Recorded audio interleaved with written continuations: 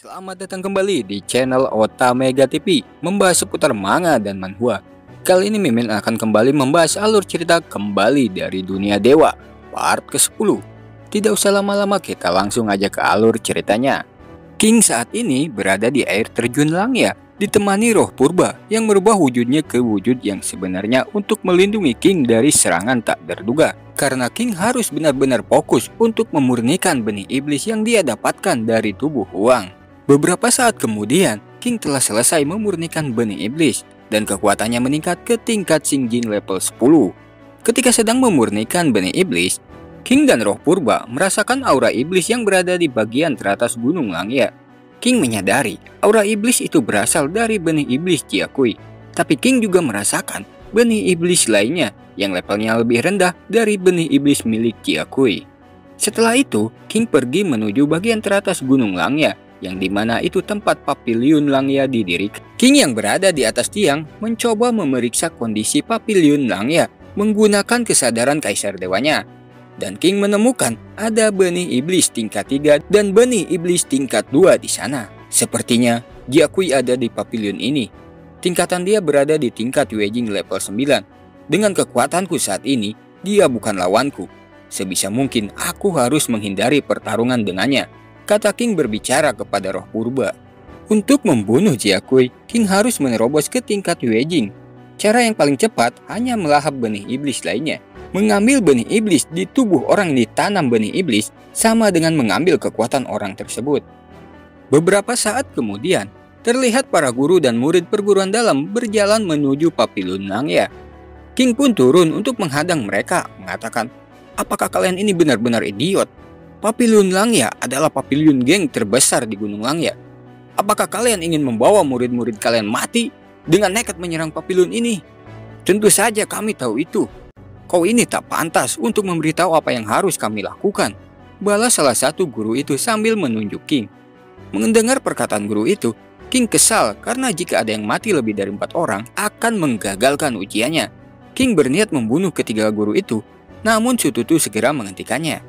Sambil berbisik mengatakan itu semua adalah idenya, karena dia sudah benar-benar tidak tahan dengan kelakuan ketiga guru itu.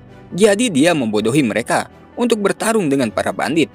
Walaupun King sudah mengatakan ketiga guru itu belum waktunya mati, tapi Sututu memohon agar King menyetujui idenya. Menurut pendapat Sututu, ketiga guru itu tidak akan mati dengan mudah, dan juga Sututu masih memiliki rencana cadangan. King pun menyerahkan semuanya kepada Sututu. Lalu dia pergi menjauh dari sana. "Oke, selanjutnya melanjutkan rencana keduaku," kata Sututu tersenyum lebar. Di sisi lain, terlihat salah satu guru berbisik membenarkan perkataan King dan menyarankan kepada guru yang berada di tengah yang bernama Qin untuk mundur sementara waktu sambil memikirkan cara yang lebih baik.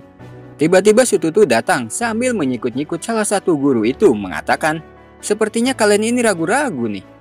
Apa jangan-jangan kalian mau kabur ya? Dasar para pengecut." Si guru itu yang termakan provokasi Sututu membalas perkataan Sututu. "Enak saja kau berbicara. Kami ini sedang berdiskusi tentang cara memancing para bandit keluar dari Papiliun dan membunuh mereka semua sekaligus." Wah, kalian ini benar-benar guru panutanku. "Kalau begitu, izinkan aku membantu para guru," kata Sututu. Kemudian Sututu berjalan ke depan gerbang Papiliun. "Kalian semua keluar dan menyerahlah dalam 3 menit. Jika tidak, ketiga guru kami yang pemberani akan bergegas ke Papiliun dan memenggal kepala kalian semua," teriak Sututu. Ketiga guru itu tersentak dan berkeringat dingin melihat tindakan Sututu. "Sialan kau Sututu." Gak lama berselang, seseorang melesat ke depan gerbang Papiliun. Terlihat di sana berdiri seorang pria kekar membawa pedang besar yang bernama Tu Hong. Dia dikenal sebagai 3 pedang pembunuh. 20 tahun yang lalu, dia adalah seorang master yang tak terkalahkan di dinasti Tian Yuan. Melihat yang datang Tu Hong si 3 pedang pembunuh, para guru benar-benar terkejut dan sangat ketakutan. Sampai-sampai mereka berpikir, jangankan melawan, menyerah pun sudah terlambat. Para guru semakin dibuat ketakutan. Lagi-lagi Sututu membuat ulah. Sututu mengatakan, "Guruku bilang kau hanyalah 3 pedang tak berguna. Kolot, bahkan kau tak bisa bertahan dari 3 serangan mereka." Tu Hong sangat marah mendengar apa yang dikatakan Sututu, sampai-sampai kepalanya yang botak keluar urat-uratnya. Lalu Tu Hong tertawa sambil mengatakan, "Baiklah, aku ingin melihat kehebatan gurumu itu." Kemudian Tu Hong menerjang ke arah para guru dengan pedangnya yang dialiri kekuatannya. Di sisi lain, terlihat Su Tutu dan King sedang mengobrol.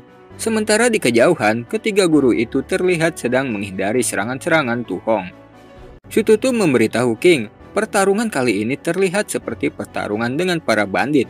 Tapi sebenarnya, ini adalah adu kekuatan perguruan tinggi Singkong dengan perguruan Tianyuan. Su Tutu menambahkan, perguruan tinggi juga mengirimkan sekelompok orang dalam misi kita ini untuk mencari tahu keberadaan Jia Kui yang bersembunyi. Sekarang kita sudah menemukannya, jadi pasti perguruan mengirimkan seseorang untuk melenyapkannya. King yang baru mengetahui itu hanya diam saja, tidak berbicara sedikit pun. Beberapa menit kemudian, Wakil Liu yang diperintahkan untuk memastikan keselamatan Su Tutu dan King sudah tiba di sana, terbang di udara. Melihat kedatangan Wakil Liu, ketiga guru meminta bantuan Wakil Liu. Namun, karena prioritas utama keselamatan King dan Su Tutu, dia tak menghiraukannya, tetap berjalan untuk berhadapan dengan Jia Kui. Gak lama, gerbang Papillon terbuka. Seorang kakek tua menggunakan tongkat keluar dari sana. Dia bernama Jia Kui. "Sepertinya hari ini adalah hari di mana dendam kita akan berakhir," kata Jia Kui menatap tajam Wakil Liu. Melihat Wakil Liu akan bertarung dengan Jia Kui, King berpikir ini saatnya untuk mengambil benih iblis di dalam tubuh Tu Hong. King meminta bantuan Su Tutu agar memancing Tu Hong dan membawanya jauh dari Papillon Langya. Awalnya Su Tutu menolaknya, dia merasa akan kesulitan. Tapi setelah King meyakinkan Su Tutu bisa melakukannya dengan mudah karena kemampuannya dalam berbicara, akhirnya Su Tutu menyetujuinya. Dia juga menjadi besar kepala karena diberikan kepercayaan oleh King. Setelah itu, Su Tutu berdiri di atas batu berteriak memprovokasi Tu Hong. Sampai-sampai Tu Hong sangat marah dan ingin membunuh Su Tutu. Bagaimana tidak marah, seorang master tak terkalahkan diejek oleh bocah ingusan. Kemudian Tu Hong mengejar Su Tutu yang berlari ke dalam hutan. King pun segera mengikuti mereka. Su Tutu yang sudah berlari jauh ke dalam hutan, ketika melihat ke belakang dia sangat ketakutan. Tu Hong sudah berada tak jauh darinya. Kemudian Tu Hong lompat akan menebas kepala Su Tutu. Di saat detik-detik terakhir pedang Tu Hong akan mengenai kepala Su Tutu, secepat kilat King menyelamatkan Su Tutu dari maut. Setelah itu, King melempar Su Tutu dan meminta Su Tutu segera kembali ke Papillon untuk membantu para murid perguruan dalam dan menyerahkan Tu Hong kepada dirinya. Su Tutu pun pergi meninggalkan mereka berdua. King diselimuti aura kekuatannya mengatakan, "Kau pasti pernah mendengar kematian orang-orang yang ditanam benih iblis. Sekarang giliranmu." Mendengar perkataan King, Tu Hong sangat terkejut. Bagaimana tidak? Orang yang ditanam benih iblis berada di tingkat Weijing bisa dikalahkan oleh King yang berada di tingkat Xinjing. Tu Hong memasang kuda-kudanya, seluruh tubuhnya diselimuti aura kekuatan yang sangat kuat. "Kau bisa mudah mengambil benih iblis mereka, tapi tidak denganku." Tu Hong melesat menyerang King. Begitu juga dengan King, melesat menyerang Tu Hong. Namun serangan mereka tidak ada yang mengenai targetnya. Kini King dan Tu Hong saling membelakangi masing-masing. Sambil menoleh ke arah King, Tu Hong mengatakan, "Kau memang sangat kuat, tapi tidak ada artinya jika kau tak bisa menyentuhku." King pun menoleh dan membalas, "Benarkah itu?" Kemudian membalikkan badannya dan berkata lagi, "Kalau begitu, lihatlah baik-baik apa yang sedang dipegang hewan rohku." Tu Hong melihat ke belakang dan betapa terkejutnya dia, itu adalah benih iblisnya. Tu Hong melihat perutnya yang berlubang dan mengatakan, "Bagaimana mungkin?" Kemudian Tu Hong mulai hilang kesadarannya, ambruk di tanah, dan Tu Hong pun akhirnya mati di tangan roh purba yang mengambil benih iblisnya.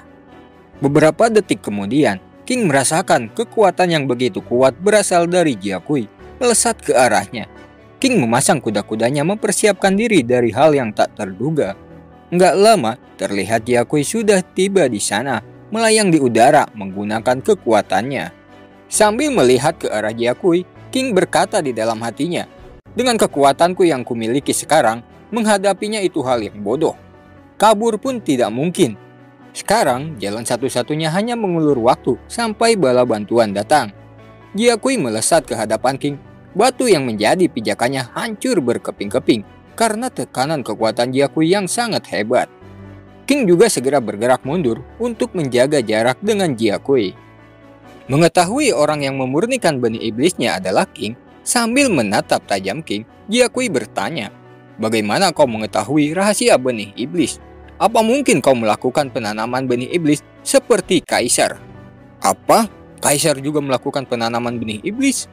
kata King di dalam hatinya. Kemudian King bertanya, "Kau mengungkapkan informasi sepenting ini, apa kau berencana membunuhku?" Jiakui tertawa sangat keras. "Kenapa aku harus membunuhmu?" Setelah itu Jiakui mengeluarkan benih iblis dan menanamkan ke tubuh King. King dengan sengaja tidak menghindarinya karena dia yakin orang rakus seperti Jiakui tidak akan langsung mengeluarkan benih iblis setelah menanamnya. King terduduk merasakan rasa sakit yang sangat luar biasa.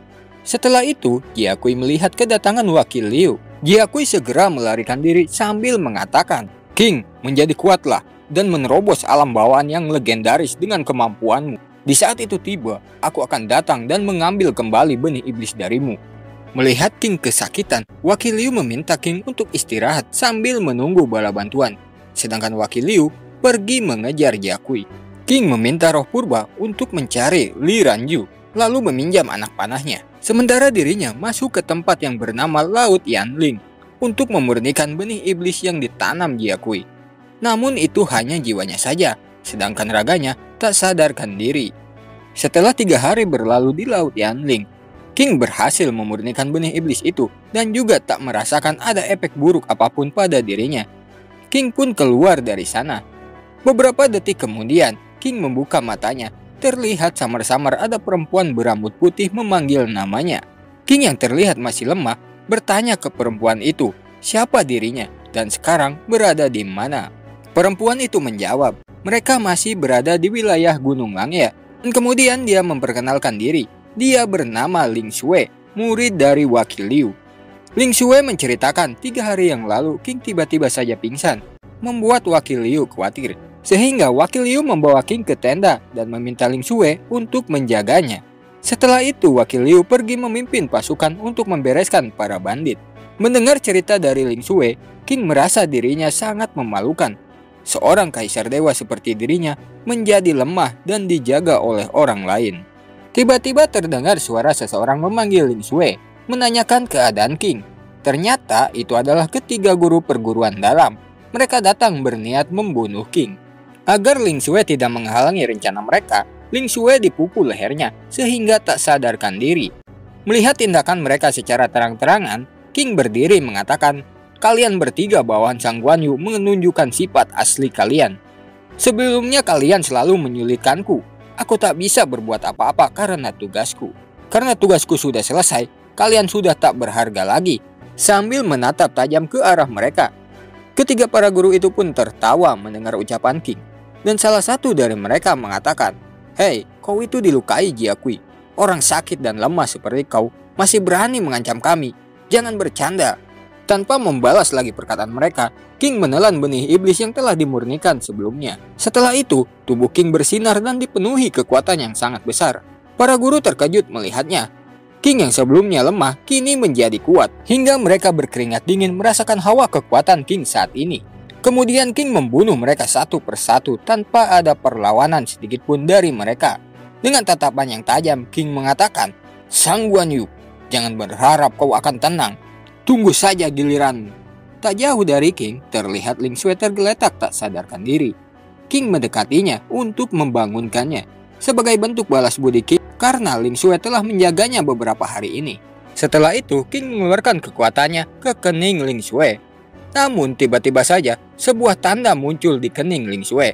King terkejut melihat tanda itu.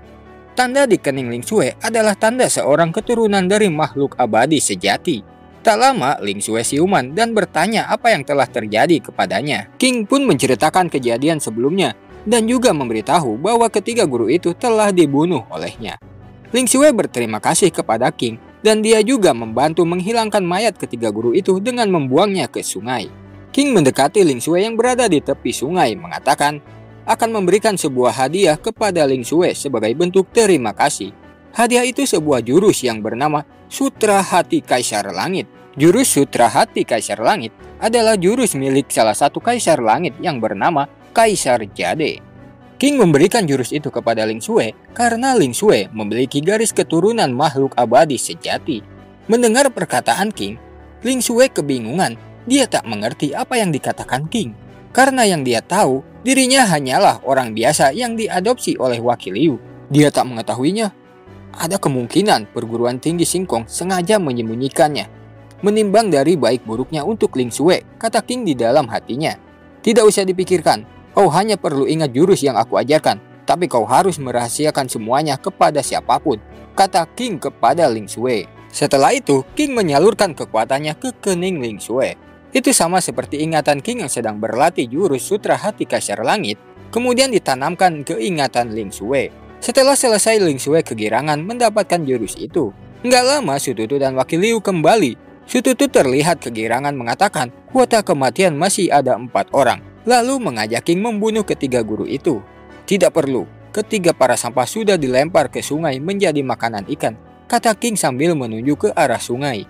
Wakil Liu tercengang mendengarnya. Kemudian Wakil Liu mengatakan, aku akan merahasiakan masalah ini, dan kalian telah berhasil menjalankan misi murid suci. Setelah itu, semuanya kembali ke perguruan tinggi Singkong.